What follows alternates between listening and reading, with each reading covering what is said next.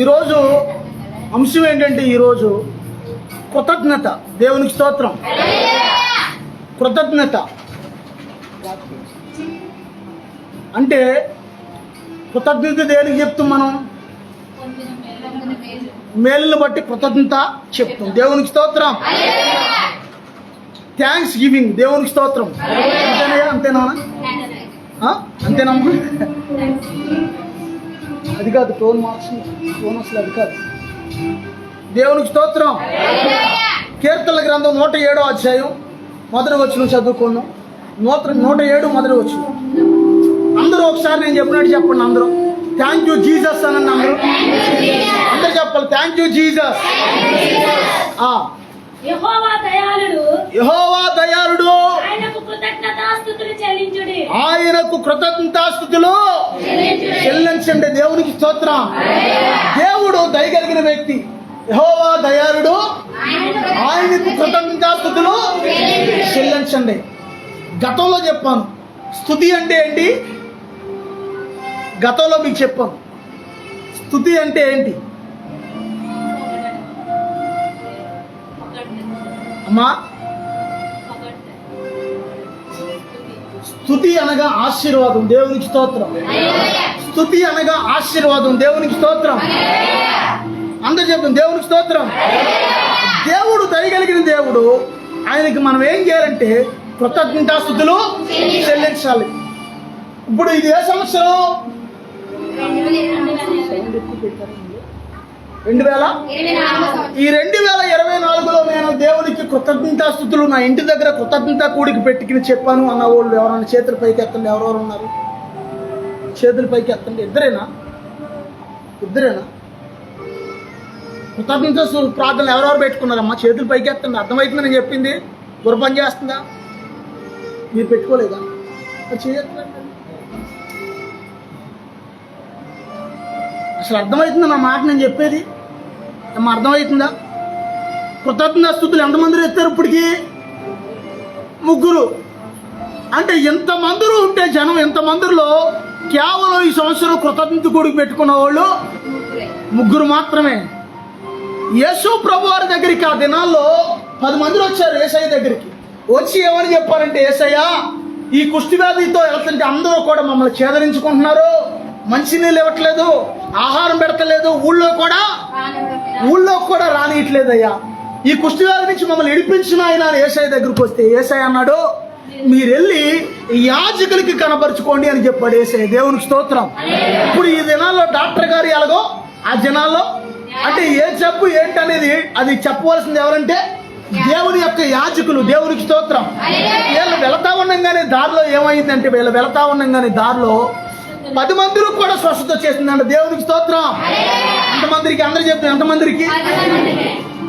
10 మందికి స్వస్థత చేస్తే ఇప్పుడు ఇక్కడ 3 ఈ 3 కుటుంబాలు ఎలాగైతే కృతజ్ఞత కూడికి పెట్టుకున్నారో అలాగే ఒక్కడ మాత్రమే వెనక్కి వచ్చి యేసయ్య దగ్గరికి, Yesayya thank you Jesus, thank you Jesus అని చెప్పాడు. ఒక్కడ వచ్చి దేవునికి స్తోత్రం. అందరూ చెప్తాం దేవునికి స్తోత్రం. ఇప్పుడు దేవుని సన్నిధిలోనూ మనం కృతజ్ఞతాస్తుతులు చెప్పాలి. దేవునికి మన క్రియల ద్వారా కూడా కృతజ్ఞతను కనపరచాలి. దేవునికి స్తోత్రం. ఇంటి దగ్గర కూడా మన యొక్క ఇంటి దగ్గర కృతజ్ఞత కూడికి పెట్టుకున్నప్పుడు ఏమైందంటే మన ఇంటికి పట్టిన చీడ పీడ పిశాచులన్నీ పారిపోతాయి. దేవునికి స్తోత్రం. అందరూ చెప్తాం దేవునికి స్తోత్రం. ఏ ఇంటిలో అయితే ప్రార్థన జరిగిద్దో ఆ ఇంటిలో ఉన్న చీడ పీడ పిశాచులన్నీ కూడా యేసు నామములో పారిపోతాయి. దేవునికి స్తోత్రం. అందరూ చెప్తాం దేవునికి స్తోత్రం. దేవునికి స్తోత్రం. కొంతమంది అసలు మేలు పొందికిని కృతజ్ఞత లేని వాళ్ళు బోళ్ళు మందులు ఉంటారు. అవునా కాదా? అసలు నా పరిచయంలో కొన్ని 100 మందిని చూశాను అట్లాంటి వాళ్ళు. మన ద్వారా మేలు పొందికిని అస్సలు కృతజ్ఞత లేకుండా ఉన్న వాళ్ళని కొన్ని 100 మందిని చూశాను నేను. దేవునికి స్తోత్రం. అలాగని ఏమైనా బాధపడతామా? అలా దేవుడికి అప్పగించేయటం వదిలేయటం మన దారిని మనం వచ్చే. దేవునికి స్తోత్రం. వాళ్ళ ఇంకా చూస్తాం మనం కూర్చున్నాం అనుకోండి, మనం ఎంత సేవ చేయలేము. ఈ రోజున ప్రతిదినం ఇంత సేవ దేవుడు ఇచ్చాడంటే ఎంత పరిగెడుతున్నాం అంటే దేవుని కొరకు. అవన్నీ కూడా మనం పక్కన అవన్నీ మర్చిపోయి దేవుని కోసం పరిగెడుతున్నాం. దేవునికి స్తోత్రం. అందరు చెప్తాం దేవునికి స్తోత్రం. అందరూ మేలు పొందుకుంటారు కానీ కృతజ్ఞత కలిగిన వారు కొందరే ఉంటారు అని దేవుని వాక్యం సెలవిస్తుంది. దేవునికి స్తోత్రం. ఆదికాండం 4వ అధ్యాయం 2వ వచనం చూసుకుంటే, ఇద్దరు అన్నదమ్ములు దేవుని సన్నిధికి, ఒకడేమో ఆ యొక్క ధాన్యాన్ని తీసుకొచ్చాడు, ఒకడేమో గొర్రెలు తీసుకొచ్చాడు. ఒకడేమో వ్యవసాయం చేసేవాడంట, ఒకడేమో గొర్రెలు కాసుకునేవాడంట. ఇద్దరు అన్నదమ్ములు, ఇద్దరూ దేవునికి కృతజ్ఞతార్పణ తీసుకొచ్చారు. కానీ దేవుడు ఏం చేశాడంటే, ఇక్కడ అటు చూడండి, అందరూ చూడండి, దేవుడు ఏం చేశాడంటే ఒక్కడిది మాత్రమే దేవుడు అంగీకరించాడంట. ఒకరిదే అబ్బాయి నాకు అక్కర్లేదు, నేను వెనక్కే అన్నట్టుగా అయితే తీసుకెళ్ళమని అనలేదు. కానీ అక్కడ దేవుడు అంగీకరించడం అంటే దేవుడు అది గుర్తించి తీసుకున్నాడు, స్వాధీనం చేసుకున్నాడు, అర్పణ అంగీకరించాడు, నేను స్వీకరిస్తున్నానని. ఇంకొక అర్పణ యేసయ్యా అక్కడ దేవుడు స్వీకరించడం. కారణం ఏంటి అక్కడ చూసుకుంటే, ఆదికాండం 4వ అధ్యాయం 2వ వచనం చదవండి.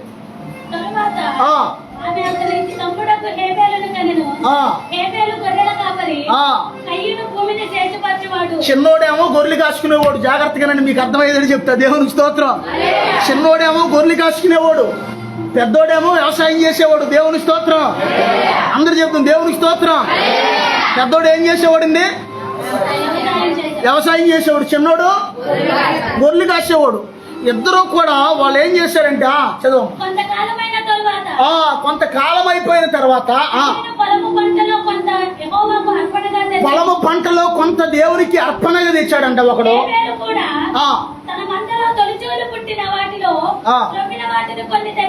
ఇక్కడ చూడండి, అతని గురించి ఎలా రాయబడింది, ఇతని గురించి ఎలా రాయబడింది చూడండి. పంటలో కొంత అర్పణ ఏదో తేవాలన్నట్టుగా తెచ్చాడు ఒకడు. ఒకడేం చేశాడంటే తన మందలో తొలుచులు వాటిని తీసుకుని, మొదట పుట్టిన పిల్లలు ఉంటాయి చూసారా, వాటిని తీసుకుని మళ్ళీ అవి కూడా కొవ్వి బలిసి బాగా ఉన్న పిల్లల్ని, ఆ యొక్క అందంగా బాగా బొద్దుగా సగ్గ బలంగా ఉన్న బక్క చిక్కిపోయి కాకుండా మంచి బాగున్నాయి తీసుకుని దేవునికి తీసుకొచ్చాడు. దేవుని స్తోత్రం. అయితే దేవుడు ఏం చేశాడంటే ఇద్దరు ఏం చేస్తున్నారని దేవుడు చూశాడు ఇక్కడ. దేవునికి స్తోత్రం.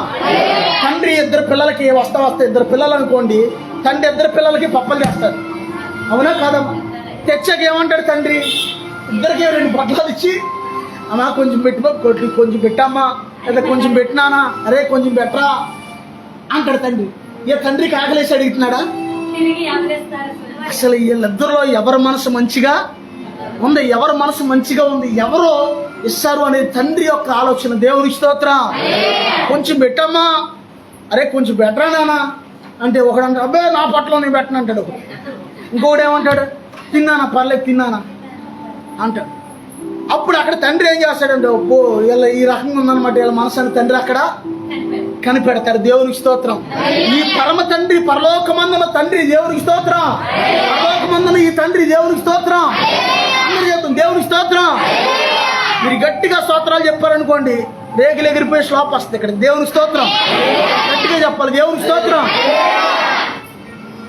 ఈ పరలోకమందున తండ్రి ఏం చేస్తాడంటే ఈ తండ్రి కూడా కనిపెట్టాడంట. ఒకడేమో ఏదో ఒడ్డులోంచి కనని ఒడ్లు దానిని తీసుకుని వెళ్ళి దేవుని సన్నిధికి తీసుకెళ్ళాడు. ఏదో అందరూ తీసుకెళ్తున్నారు, నేను కూడా ఇవ్వాలి అన్నట్టుగా ఇచ్చాడు ఒకడు. ఒకడేం చేశాడంటే, అబ్బాయి నేను ఇచ్చేది నా దేవుడికి శ్రేష్టమైంది ఇవ్వాలి, ఒక గొప్ప ఉన్నతమైంది ఇవ్వాలి, మంచి అర్పణ ఇవ్వాలి నా దేవుడికి, కృతజ్ఞత అర్పణ మంచిగా ఉండాలి నా దేవుడికి అని అన్నింటిలో కూడా తొలుసులు మొదటి వాటిని ఎత్తుకాడు, మళ్ళీ వాటిల్లో కూడా కొవ్విని ఎత్తుకాడు తండ్రి. దేవునికి స్తోత్రం. ఆ యొక్క కుమారుడు ఎతికి ఏం చేశాడంటే తండ్రి అయిన దేవుని సన్నిధికి అవి తీసుకొచ్చాడు అర్పణ. దేవునికి స్తోత్రం. ఆ తర్వాత చదవండి. యెహోవా హేబేలును అతని అర్పణను లక్ష్య పెట్టాడు. దేవునికి స్తోత్రం. అంటే లక్ష్య పెట్టడం అంటే ఏంటి?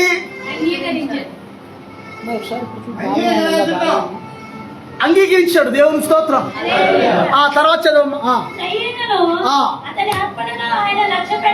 కయ్యను అతని అర్పణలో లక్ష్య పెట్టలేదంట. అంటే ఈ పెద్దోడు తెచ్చిన అర్పణ తీసుకోలే దేవుడు. ఇప్పుడు ఎవరి కోపం రావాలి? ఎవరి మీద రావాలి కోపం?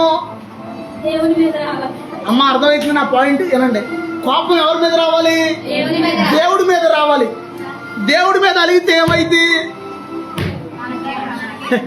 ఇప్పుడు ఆకాశం మీద ఉమ్మూస్తే ఏమైంది?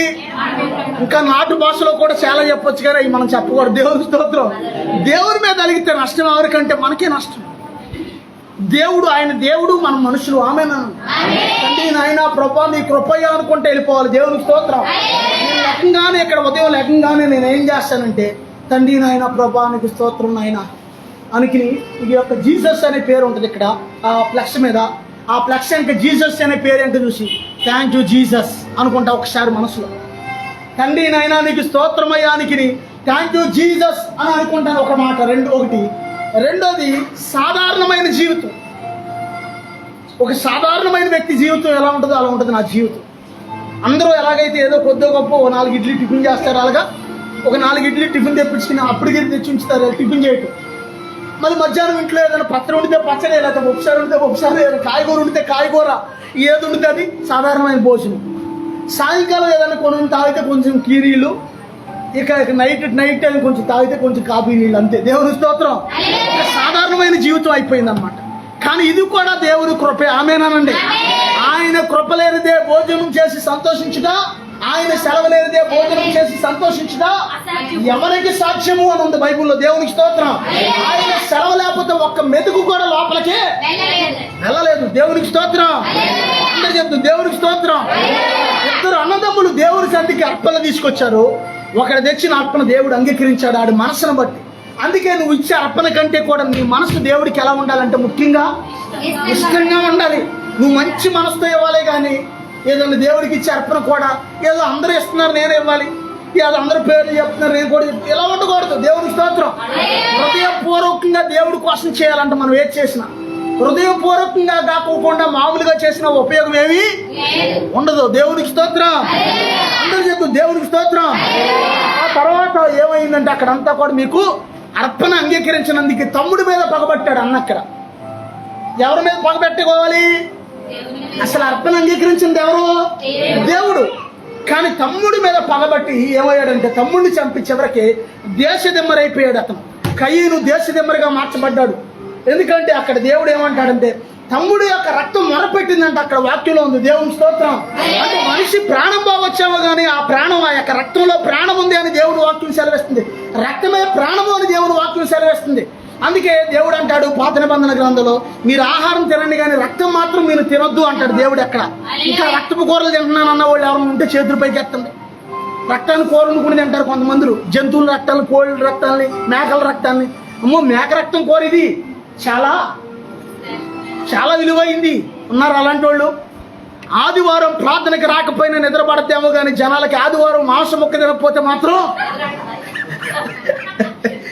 దేవుని స్తోత్రం. ఆదివారం మాంసం ముక్క తినకపోతే మాత్రం నిద్రంటదు. వాడికి అది అలవాటు అయిపోయింది. గురువారం రోజున ఆదివారం రోజున కక్క ఉండాలి కంపల్సరిగా. అది మీకైనా నాకైనా. దేవుని స్తోత్రం. నేను తింటాను వారానికి 1-2 సార్లు, తప్పేం కాదు అది. కానీ దేవుడు ఆత్మ సెలవిస్తుంది రక్తం మాత్రం తినకూడదంట. దేవునికి స్తోత్రం. ఎందుకు దేవుడు రక్తాన్ని తినొద్దు అన్నాడంటే మనిషికైనా జంతువులకైనా ఎవరికైనా సరే ప్రాణం ఎక్కడ ఉంటుందంటే మన ప్రాణం రక్తంలోనే ఉంటుంది. రక్తం ఏం చేస్తుందంటే అరికాలు కానిచ్చి తల వరకు పైకి కిందకి పంపింగ్ అవుతుంటుంది నరాల్లో లోపల. గుండెల్లో కూడా రక్తం వెళ్ళి లోపలికి బయట వస్తూ ఉంటుంటుంది రక్తం లోపలికి. ఆ రక్తం పంపింగ్ అవ్వకపోతే ఏమైందంటే మనిషి చనిపోయే అవకాశం ఉందన్నమాట. దేవుడు ఏమని చెప్పాడంటే రక్తమే ప్రాణం. ఇక్కడ ఏబేలు యొక్క రక్తం దేవునికి మొరపెట్టిందంట. రక్తం అంటే ఎవరి రక్తం? ఏబేలు రక్తం అంటే ఏం మొరపెట్టింది? ఏమి మొరపెట్టింది? ఇప్పుడు రక్తం ఏమని చెప్పాను ఇప్పుడు దాకా? ప్రాణం ఏం చేసిందంటే దేవుడికి మొరపెట్టిందంట. అక్కడ భూమి మీద నుంచి మొరపెట్టాక దేవుడు ఏం చేశాడంటే ఆ యొక్క మొర్ర ఆలకించి దేవుడు ఏం చేశాడంటే కయ్యని అక్కడ ఆ యొక్క దేశదమ్మరిగా దేవుడు శపించాడు అని దేవుని వాక్యం సెలవిస్తుంది. దేవునికి స్తోత్రం. మనం ఆశీర్వదించబడాలి కానీ శపించబడకూడదు. ఆమేనండి. రకరకాల శాపాలు మనుషుల మీద పనిచేస్తుంటాయి రకరకాల. అయితే హేతువు లేని శాపం మాత్రం పనిచేయదు అని దేవుని వాక్యం సెలవిస్తుంది. దేవునికి స్తోత్రం. అందరూ చెప్తుంది దేవునికి స్తోత్రం. కొంతమంది ఏం చేస్తారంటే పొందుకున్న మేలుకి కృతజ్ఞత లేకోకుండా హాని చేసే వాళ్ళు కూడా ఉంటారు సమాజంలో. ఉంటారా? ఉండరా? పొందుకున్న మేలుకి మనకి మేలు చేయకపోయినా పర్లేదు, కానీ తిరిగి రివర్స్లో కీడు చేస్తే వాళ్ళు ఏం చేయాలి చెప్పండి? నువ్వైతే ఏం చేస్తావు? ప్రశ్న ఏంటమ్మా? ఏం చేస్తారమ్మా? పలకరిస్తావా? ఇప్పుడు నీ ద్వారా మేలు పొందుకున్నారు, నీకు కృతజ్ఞత చూపించలేదు, థ్యాంక్స్ చెప్పలేదు, ఏం చెప్పలేదు, పైగా నీకు కీడు చేస్తున్నారు వాళ్ళు. ఈ విషయం నీకు తెలిసిన దానికి ఏం చేస్తావు నువ్వు?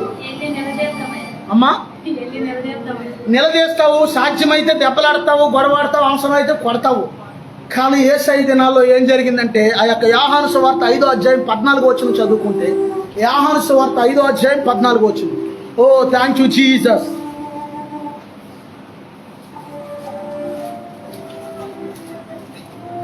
అటు తర్వాత ఆ, యేసు దేవాలయంలో వాడిని చూచి, ఆ. ఇదిగో స్వస్థత నొందితివి. ఇదిగో స్వస్థత నొందావు, మరి ఎక్కువ కీడు నీకు కలుగుకున్నట్లు మరి ఎక్కువ కీడు నీకు కలగకుండానట్లు ఇకను పాపము చేయకు. ఇక పాపం చేయొద్దు అని చెప్పాడు యేసయ్య. అసలు ఈ పరిస్థితి ఏంటో తెలుసా?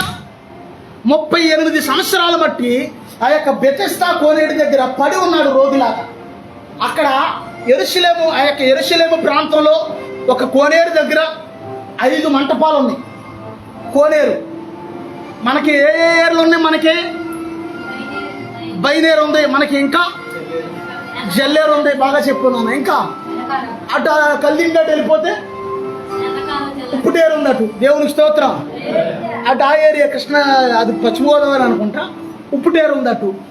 అంటే ఏర్ల గురించి నేను చెప్పేది. బయనేరు ఉంది, జల్లేరు ఉంది, ఉప్పుటేరు ఉంది. మన ప్రాంతాల్లో మనకు తెలిసిన వరకు అక్కడ బెతెస్దా అనే ఒక కోనేరు ఉంది. ఆ కోనేరు దగ్గర ఉన్నటువంటి ఆచారం ఏంటంటే, అక్కడ ఉన్న సాంప్రదాయం, కొన్ని సంవత్సరాలకు ఒకసారి దేవదూత వచ్చి నీళ్ళలో దూకిద్ది. ముందు దేవదూత వెళ్ళి నీళ్ళలోకి దూకి వెళ్ళి నీళ్ళు ఎలా కలిపినప్పుడు ఎవరైతే వెళ్ళి ముందు దూకుతారో వాళ్ళందరూ కూడా స్వస్థత వచ్చేస్తుంది. దేవుని స్తోత్రం. ఏ వ్యాధి కలిగిన వాడైనా సరే ముందు వెళ్ళి ఎవడైతే వెళ్ళి అందులో దూకుతాడో వాడికి స్వస్థత వచ్చేస్తుంది. వీడిని తీసుకెళ్దామంటే ఎవరో, వీడు ఎలా ఉన్నాడు, వీడు ఎలా ఉన్నాడు, కొడుకుని ఒరే కొంచెం నన్ను కూడా నీళ్ళలో దింపండి రే రే అని పిలుస్తున్నాడు. ఎవరు వస్తున్నారు? ఎవరో ఒరే నన్ను కూడా దింపండి రే, నన్ను కూడా కొంచెం దేవదూత వెళ్ళిపోతున్నారు రే దింపండి రా. ఎక్కడ దేవదూత నీళ్ళు అలా కదిలించేలా వెళ్ళిపోయేసరికి ఎవరైతే ముందు దూకుతున్నారో వాళ్ళకి స్వస్థత వస్తుంది. వీడిని మాత్రం ఎవ్వరో తీసుకెళ్ళకపోతున్నారు. అలాంటి తోడు దగ్గరికి యేసయ్య వచ్చాడు ఒక రోజున. దేవునికి స్తోత్రం. అందరూ చెప్తారు దేవునికి స్తోత్రం.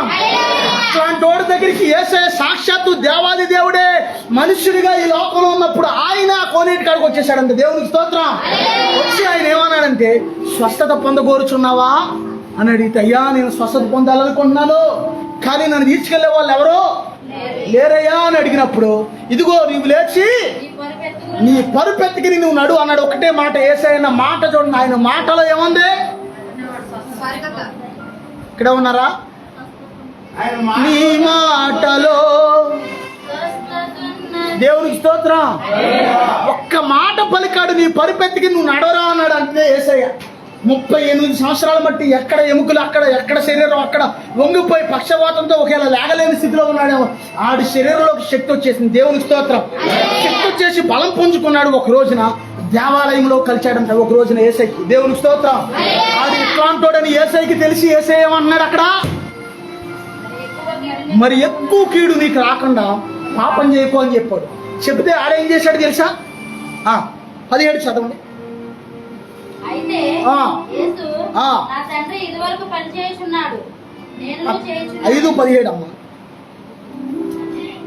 తర్వాత చదవండి. 16 చదవండి. ఈ కార్యములను ఆ. విశ్రాంతి దినమున చేసినందున ఆ. యూదులు యేసుని హింసించిరి.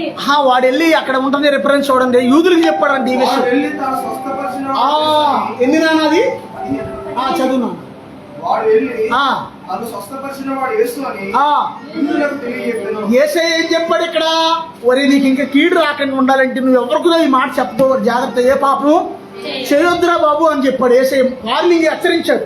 హెచ్చరిస్తే ఏం చేశాడు? వెళ్ళి యూదులకు చెప్పాడంటే వెళ్ళి ఏమని, నన్ను విశ్రాంతి దిన రోజున యేసు ప్రభు వచ్చి స్వస్థపరిచాడు అని చెప్పాడు. చెప్పేసరికి వాళ్ళు ఏం చేశారు? చదువునాను. ఈ కార్యములను ఆ. విశ్రాంతి దినమున చేసినందున ఈ కార్యమును విశ్రాంతి దినమున చేస్తున్నందున యూదులు ఆ యేసును హింసించిరి. యేసయ్యని హింసించారంట వాళ్ళందరూ. వాడు చేసిన పనికి వీడేం చేశాడు? వీడు ఇక్కడే ఉన్నారా? చెప్పొద్దల్లా యేసయ్య పాపం చేయొద్దురా అన్నాడు. అది పాపమే. అది ఎవరికైనా చెప్తే వేరు. వీడు ఎవరికి చెప్పాలి వాళ్ళకి చెప్పాడు వెళ్ళి. అంటే యేసయ్య శత్రువులు చెప్పాడు వెళ్ళి ఈ విషయం. విశ్రాంతి దినాన ఎందుకు పని చేయకూడదంటే ఆ దినాల్లో ఒక ఆచారం ఉంది. ఆ దినాల్లోనే కాదు, ఈ దినాల్లో కూడా ఒక ఆచారం ఉంది. శుక్రవారం సాయంకాలం కానించి శనివారం సాయంకాలం వరకు ఇశ్రాయేల్ దేశంలో ఒకవేళ ఆవు కానీ, ఎద్దు కానీ, గొర్రె కానీ, మేక కానీ ఏదైనా గుంట్లో పడితే ఆ విశ్రాంతి దినం అయ్యేదాకా దాన్ని ఆ గుంట్లోనే ఉంచాలి. ఈలోపు ఉంటుంది చెత్తది. మనిషి ఒకవేళ పడినా సరే అందులోనే ఉంచాలి. ఒకవేళ అది నుయ్యనుకో ఉంటాడాడు మనిషి. అది విశ్రాంతి దినం ఆచారం. విశ్రాంతి దినం రోజున పోయి మంట వేయకూడదు, ఆహారం వండుకోకూడదు, ఇతరులతో మాట్లాడకూడదు, చాలా ఉంది అది అంత లెక్క. విశ్రాంతి దినం రోజున ఏ పని చేయకూడదు అని ఒక నిబంధన ఉంది బైబిల్లో. అయితే విశ్రాంతి దినం రోజున యేసయ్య ఆ వ్యక్తిని స్వస్థపరిచాడు కాబట్టి ఎందుకు మరి ఈ నిబంధన యేసయ్యకి తెలీదా? తెలుసు యేసయ్యకి. కార్యం ఎందుకు యేసయ్య స్వస్థపరిచాడండి? విశ్రాంతి దినానికి ఆయన ప్రభు అయి ఉన్నాడు. ఆయన ఆమేనానండి. ఆయన దేవుడు. ఆయన రాసింది అవసరమైతే ఆయన ఏదైనా చేయగలదు. రాసింది నేనే కదా. నేను ఏదైనా 10 ఆజ్ఞలు ఎవరు రాశారు? 10 ఆజ్ఞలు మోషే రాశాడు అని అనుకుంటారు. ద్వితీయోపదేశ కాండం 5వ అధ్యాయమో 10వ అధ్యాయంలోనో ఏమని ఉంటుందంటే, తన వేలి కొనతో యెహోవా దేవుడు 10 ఆజ్ఞలు రాశాడంటే, రాతి పలకల మీద ఏలుతో రాశాడంటే, దేవుడే రాశాడంటే. దేవునికి స్తోత్రం. 10 ఆజ్ఞలు కొండ మీద నుంచి తెచ్చింది మాత్రం మోషే, కానీ రాసింది అందుకే ఆ యొక్క మందసం పెట్లో ఏమంటాయంటే 10 ఆజ్ఞలు కలిగిన రాతి పలకలో అహరోను చేతికర్ర, చిగిరించిన అహరోను చేతికర్ర, ఆ మన్నా పాత్ర ఇవన్నీ కూడా మందసం పెట్లో ఉంటాయి. అక్కడ దేవునికి స్తోత్రం. అందరూ చెప్తుంది దేవునికి స్తోత్రం. వాళ్ళు ఏం చేశారంటే ఒకసారి యేసయ్య దగ్గరికి వ్యభిచారంతో పట్టుబడ్డ స్త్రీని తీసుకొచ్చి, వధుకుడా ఇదిగో ఏమో వ్యభిచారం చేస్తానుగా పట్టుబడింది, మోసే ధర్మశాస్త్ర ప్రకారం ఏమైనా రాళ్లతో కొట్టి చంపాలి, మరి దీనికి నీ నిర్ణయం ఏంటి అని అడిగారు యేసయ్య. యేసయ్య ఏమన్నాడు? మీలో పాపం లేని వాడు మొట్టమొదటి రాయేయండి అక్కడ ఈ అమ్మాయి మీద అని చెప్పి కిందకి వెంటనే వంగి నేల మీద ఇలా రాస్తున్నాడు ఆయన. ఎప్పుడన్నా మీకు నేల మీద ఇలా రాస్తున్నట్టు ఏదన్నా దర్శనం కనపడింది అనుకో, నేల మీద ఏదో ఇలా రాస్తున్నట్టు దర్శనం ఏదైనా కనపడింది అనుకో మీకు, దానికి అర్థం ఏంటంటే యేసయ్య నీ ప్రతి పాపాన్ని క్షమించేశాడు అని అర్థం. దేవునికి స్తోత్రం. ఇదే మన దేవునికి స్తోత్రం. నేల మీద రాస్తుంటే ఆయన రాసేదానికి అర్థం ఏంటి? పెచ్చోడా, మోసేకి ఆ ధర్మశాస్త్రం ఇచ్చిందే నేను, నా ధర్మశాస్త్రం నాకే చెప్తున్నావా అన్నట్టుగా రాస్తున్నాడు యేసయ్య అక్కడ. దేవునికి స్తోత్రం. విలియం కేరీ గారంట ఫస్ట్గా బైబిల్ రాసినప్పుడు అందులో మోసే పేరు మోసాడు అని రాశారంట. ఆయన తెలుగు రాక మోసాడు, ఫస్ట్ బైబిల్లో మోసాడు అని రాశారంట ఆయన. అంటే మోసే అనే పేరు కుదరక తెలుగు రాయటం ఆయనకి ఫస్ట్ బైబిల్లో, తెలుగు బైబిల్లో. దేవునికి స్తోత్రం. అది గబ్బుకుని ఇప్పుడు ఇంత ముందు మోసాడని వచ్చేసింది కదా, ఆ సందర్భం చెప్తున్నా. దేవునికి స్తోత్రం. అర్థమవుతుందా? యేసయ్య ఆయన ఏదైనా చేయగలుగుతాడు. ఆయన ఆమేనానండి. చాలా మంది ఈ దినాల్లో ఏం చేస్తున్నారంటే మేలు పొందికి నీ థ్యాంక్స్ చెప్పకపోయినా పర్లేదు కానీ కీడు మాత్రం చేయకూడదు. వీడు ఏం చేశాడంటే యేసయ్యకి ఏం చేశాడు? కీడే చేశాడు. యేసయ్య శత్రువులతో చెప్పాడు ఈ సీక్రెట్. యేసయ్య నన్ను విశ్రాంతి దినం రోజున స్వస్థపరిచాడు అని. దాన్ని బట్టి వాళ్ళు ఏం చేశారంటే యేసయ్యని చాలా హింసించారంట. కొంచెం కాదు, చాలా. చిన్న కార్యాన్ని బట్టి దేవునికి కృతజ్ఞత చెల్లిస్తున్నాను నేను అన్నవాడు చేతులు పైకెత్తండి. చిన్న కార్యాన్ని బట్టి కూడా, ప్రభా ఇదిగో నేను నాకు చెప్పులు లేవయ్యా, ఈ చెప్పులు ఇచ్చావయ్యా, వందనాలయ్యా. ప్రభా నాకు ఆహారం లేదు నాయన, కనీసం ఈ ఆహారం ఇచ్చావయ్యా, వందనాలయ్యా. ప్రభా నాకు సరిగా బట్టలు లేవు నాయన, కనీసం ఈ బట్టలు ఇచ్చావయ్యా, వందనాలయ్యా. దేవునికి స్తోత్రం. దేవునికి స్తోత్రం. కనీసం మనం దేవుడు మనకి ఏది ఇచ్చాడో దాన్ని బట్టి మనం దేవునికి థ్యాంక్స్ చెప్పాలి. దేవునికి స్తోత్రం. ఫిలిప్పీ పత్రిక 1వ అధ్యాయం 6వ వచనంలో ఏమనుందంటే ఆఖరి లైన్లో అపోస్తలుడైన పౌలు గారు ఎల్లప్పుడూ దేవునికి కృతజ్ఞతాస్తుతులు చెల్లించాడంట. దేవునికి స్తోత్రం. అందరూ చెప్తుంది దేవునికి స్తోత్రం.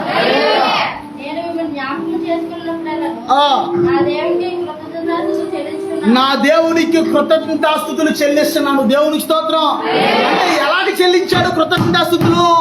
ఆయన సంఘ బిడ్డలను జ్ఞాపకం చేసుకున్నప్పుడల్లా దేవునికి కృతజ్ఞతాస్తుతులు చెల్లించాడంట. అంటే ఎలాగో చెప్పనా? ప్రభా నీవు నాకు ఇచ్చిన నా సంఘ బిడ్డలను బట్టి నీకు స్తోత్రం ప్రభా అన్నాడు. దేవునికి స్తోత్రం. హల్లెలూయా. దేవునికి స్తోత్రం. మేలు చేయక నీవు ఉండలేవయ్యా, ఆరాధించక నేను ఉండలేనయ్యా. యేసయ్యా ఆరాధించక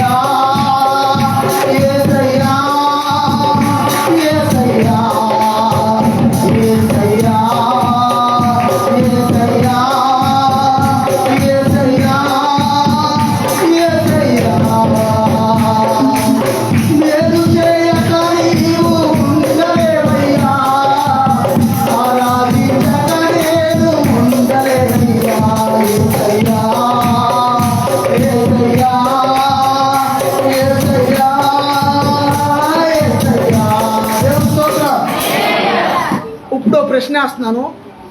ఒకసారి జాగ్రత్తగానండి, ఓ పాస్టర్ గారు అమ్మ విన్నారు నా మాటనండి. నా దగ్గరకు వచ్చి ఓ పాస్టర్ గారు, అన్నయ్య నేను కొత్త బండి తీసుకున్నాను అన్నయ్య అని చెప్పి బండి ఇచ్చాడు. ఒకసారి ట్రైల్ వేసి చూడండి అన్నయ్య అని. ఆ బండి పేరు ఏంటంటే బజాజ్ సిటీ 100. అంతేనా? సిటీ అన్నది సిటీ 100 మెకానికల్ తెలుస్తుంది కాబట్టి అందుకే అనిల్ అడుగుతున్నా. దేవునికి స్తోత్రం. నేను ఆ బండి వేసుకుని కొంత లెక్కెళ్ళి తోలికెళ్ళి వెంటనే బండి ఆపి ఆకాశం వైపు చూసి, ప్రభా నా సహోదరుడికి ఇచ్చిన మంచి బండిని బట్టి మీకు స్తోత్రం ప్రభా అని అన్నాను. ఆ టైంలో నా సహోదరుడికి మీరు ఇచ్చిన కొత్త బండిని బట్టి, నాకు కొత్త బండి లేదు ఆ టైం, ఒక డొక్కు బండి స్టార్ సిటీ బండి ఉండేది నా దగ్గర ఉన్నది. ప్రభా నా సహోదరుడికి మీరు ఇచ్చిన మంచి బండిని బట్టి మీకు స్తోత్రం ప్రభా అన్నాక ఆ మాట దేవుడు అన్నాడేమో, అలా దేవునికి స్తోత్రం.